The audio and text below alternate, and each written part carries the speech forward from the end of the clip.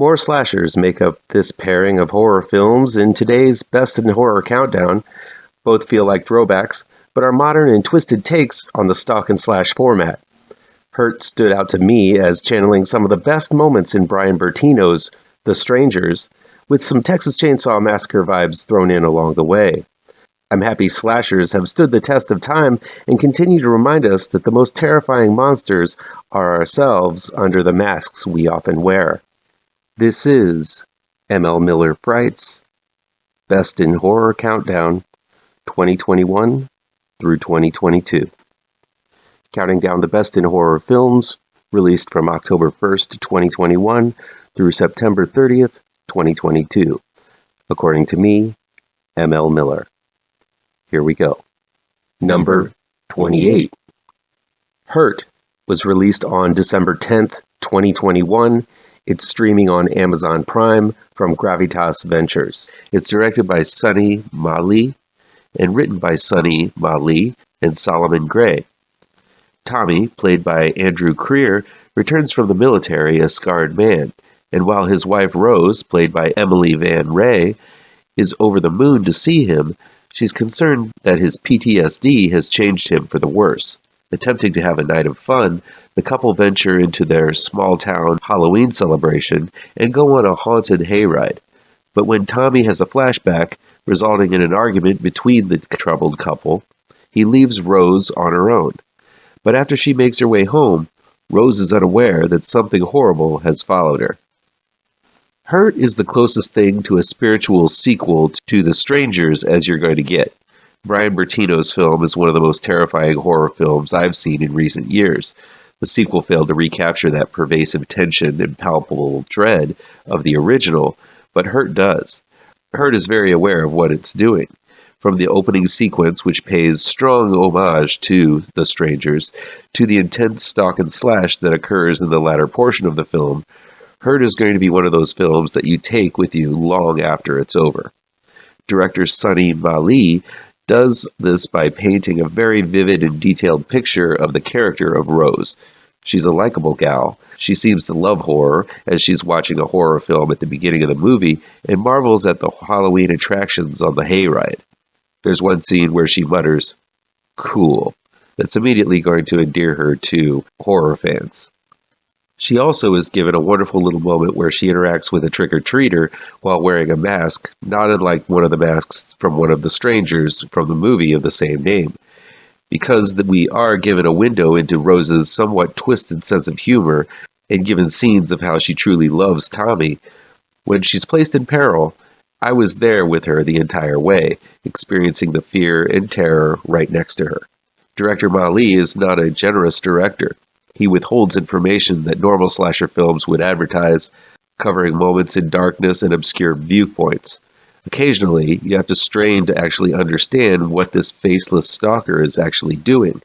The camera moves quickly over scenes you want to linger on. This creates a sense of total lack of control on the part of the viewer. You want to see what's happening, but Mali isn't going to give it all away. Just enough to unnerve you and get you scared. This is a sophisticated style of horror that I haven't seen, well, since Brian Bertino did it in The Strangers. But even before the horror from the hayride follows Rose home, Mali is able to convey a sense of dread, as if something horrible is coming over the horizon and can't be stopped. This is a very somber film. While Rose attempts to liven things up, Tommy seems too far into the muck and mire of his experience in the war to truly see her.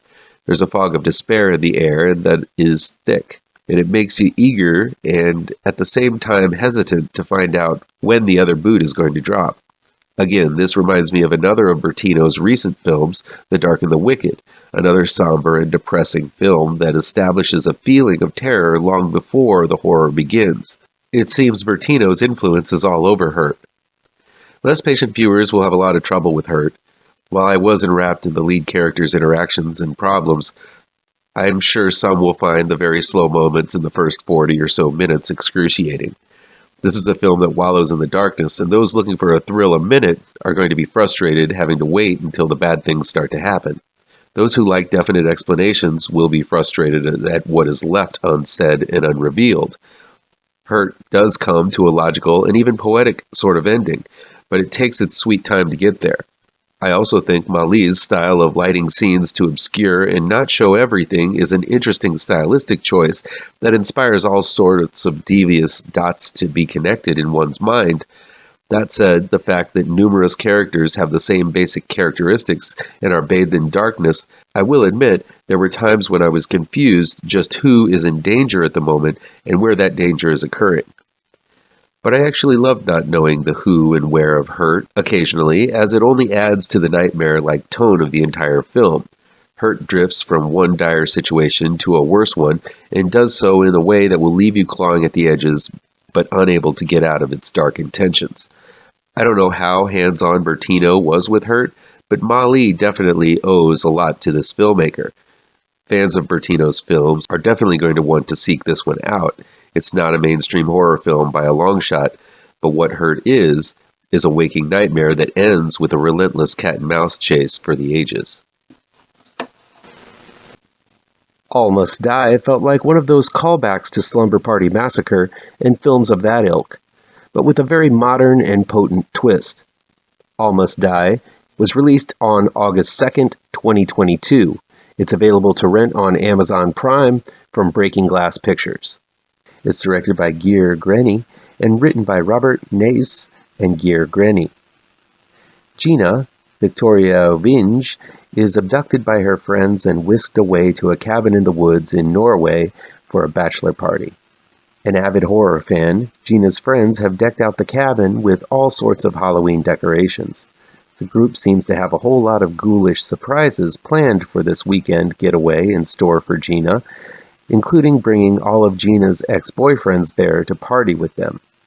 Is that really a thing? But after a round of skinny dipping with the gals, Gina becomes separated from the group and finds herself part of a strange, horror-inspired scavenger hunt with a masked man with an axe stalking her.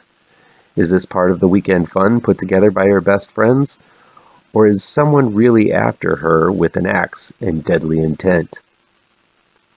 What makes All Must Die so much fun is that I kept wondering if this was an April Fool's Day-like scenario where it's all a game and all of the bodies Gina keeps finding is just all part of an elaborate prank. Or not. While the group is definitely capable of shenanigans of this level of ghoulishness, the revelation is kept until the very last minute, and even then, you don't know what's real and what's fake until the very, very end. I love that director Geir Grenny was able to maintain that level of what the hell is really going on for so long. Usually I'm able to predict that sort of thing, or films don't play it this smart and risky, but All Must Die really goes for it, delivering an edge-of-your-seat thrill ride that really takes narrative risks with extremely high payoffs. All Must Die is one of those films you'll want to watch twice, once to experience it, the next to go back and watch it through a different lens, knowing what's really going on. There are some fantastic little touches peppered in all the way that are extremely subtle and could be overlooked if you aren't paying close attention. There's also fun little moments such as the very first scene where we are introduced to Gina being a jump scare with a short blast of music as she comes into screen. It's fun little moments like this that occur throughout.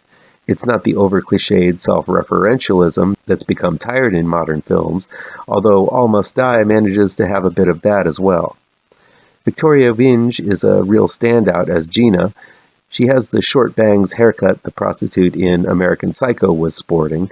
She's likable and sexy and is a fantastically spunky final girl who really takes a hell of a beating.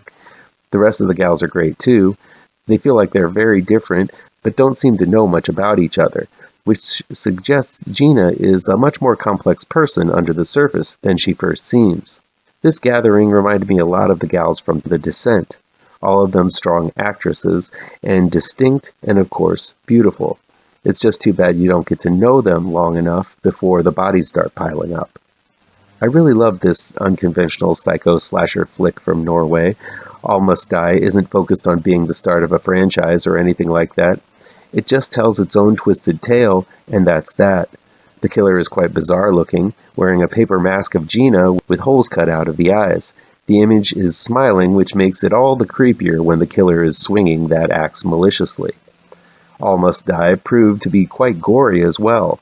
Sure, the Gru may or may not be fake in the story, but it's gruesome nevertheless. It's an absolutely bloodthirsty movie with a slew of twists and turns and one shocker of an ending.